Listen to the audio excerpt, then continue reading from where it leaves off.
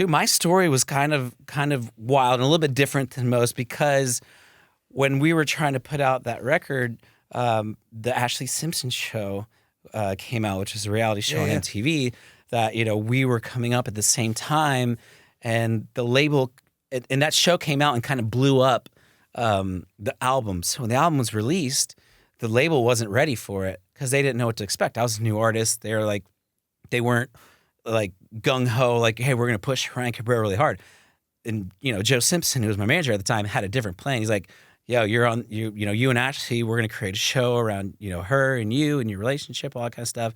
And that just all of a sudden blew it up. So when the album came out, the stores didn't even have them because they sold out everywhere. So there wasn't even enough albums for people to buy for it to do what it was going to do. So it was kind of crazy. And the label had to play catch up. They're like, wait, we weren't expecting, so many people to buy the album.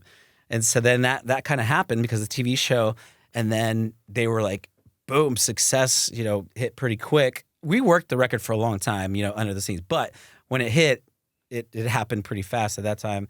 And then they were like already, I wasn't even done promoting that album. I hadn't even toured overseas. I hadn't done anything yet. They're like, I got another show on MTV after Ashley's show. So then they were like, yo, the TV show, I had my own show, which was after TRL every day.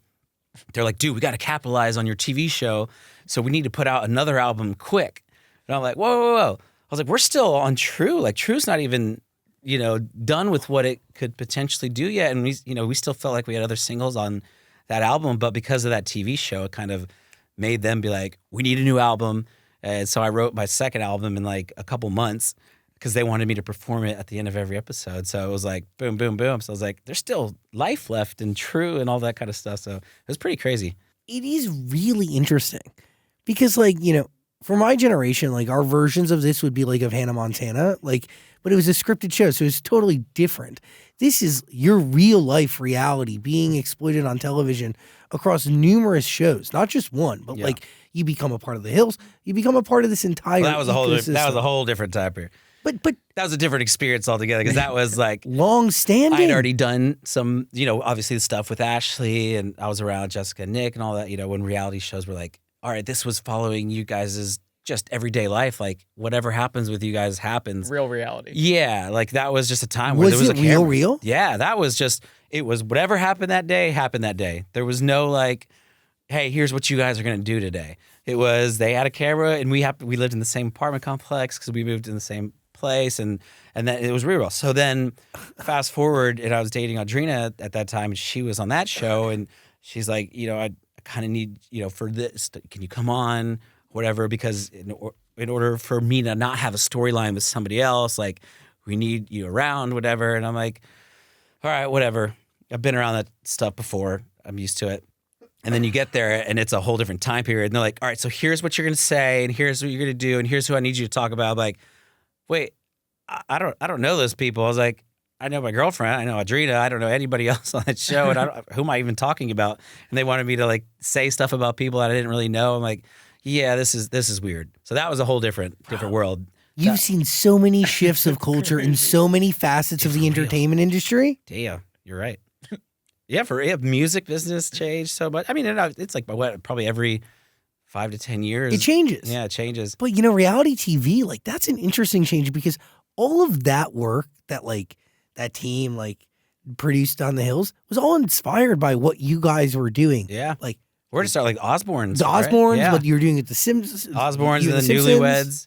It was all inspired by that. So for them to take real reality and then to try to hyper fabricate it. Well, they probably had to because at some point and I thought this at the beginning too, was because when Joe came to the house, because we were all living together at the time, and he was like, all right, so we have a show. It's going to be a reality show. It's just going to follow Jess and Nick. And I watched the Osbournes, was a fan of that show. I was like, you're going to follow Jessica and Nick? I was like, that's going to be boring. I was like, you're just going to follow them around. And I thought the same thing about myself and Ashlee. I'm like, this is going to be boring. But then, ended up being entertaining, I guess, somehow. But then at some point, there are going to be people that you follow. And, you take, because I think on that show, the whoever created it just found the people at the pool.